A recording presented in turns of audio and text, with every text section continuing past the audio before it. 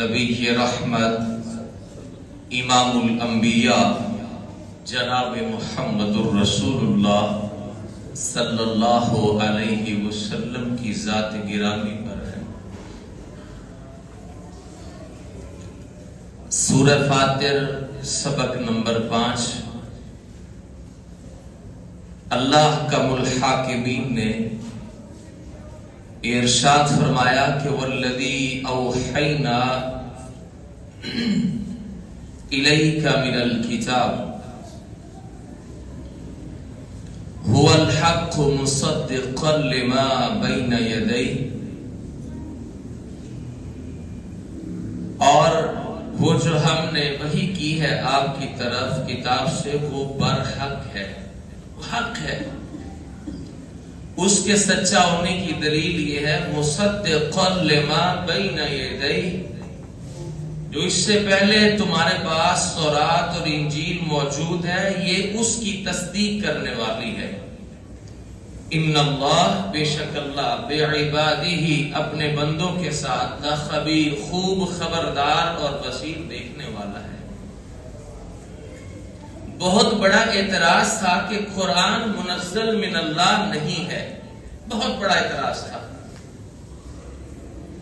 کبھی وہ کہا کرتے تھے کاہن کی کہانت، شاعر کی شاعری، یا خود سے گڑی ہوئی کلام، افترا بازی۔ کبھی کہتے اساطیر الاولین، کبھی کہتے انسانوں کا کلام خود سے گڑھا ہوا۔ اللہ کہتے ہیں اپنے اختلاف میں بھی ایک نہیں ہے، یعنی ایک مخالف ہوتا ہے وہ ایک مخالفت کرتا ہے تو اپنے اختلاف میں بھی یکجا نہیں ہے، یعنی اختلاف کرتے ہیں اس اختلاف پہ خود کو بھی یقین نہیں ہے کہ اس کو اگر حق نہیں مانے تو کیا کہیں۔ تو اللہ رب العالمین نے بات ہی اس بات سے سمجھائی کہ جو اللہ کی طرف سے وحی کی گئی کتاب ہے یعنی قرآن، یہ حق ہے، اور اس کے سچا ہونے کی سب سے بڑی دلیل یہ ہے کہ جو تمہارے پاس پہلے سے تورات اور انجیل موجود ہے وہ یہ قرآن اس کی تصدیق کرتا ہے کہ اللہ کی طرف سے وہ نازل شدہ کتابیں، یہ اس بات کی۔ اللہ اپنے بندوں کے ساتھ خوب خبر رکھنے والا اور دیکھنے والا۔ میں اکثر کہا کرتا ہوں جب کوئی بات کہی جا رہی ہو اور اس کے آخر پہ اللہ کی صفت آئے تو اس بات کے ساتھ اس صفت کی مناسبت ہوتی ہے، آپ غور کیا کریں۔ فرض کریں یہاں پر خبیر بصیر ہی کیوں آیا؟ اللہ کی تو اور بھی صفتیں ہیں، آپ بات سے مناسبت دیکھیں۔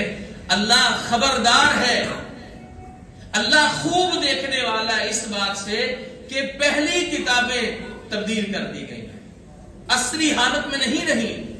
اب انسانوں کی رہنمائی کے لیے جو کچھ وہ کر رہے ہیں اللہ اسے دیکھ رہا ہے، اور جو انہوں نے رد و بدل کیا اللہ اس سے باخبر ہے۔ اللہ نے پھر قرآن کو نازل فرمایا۔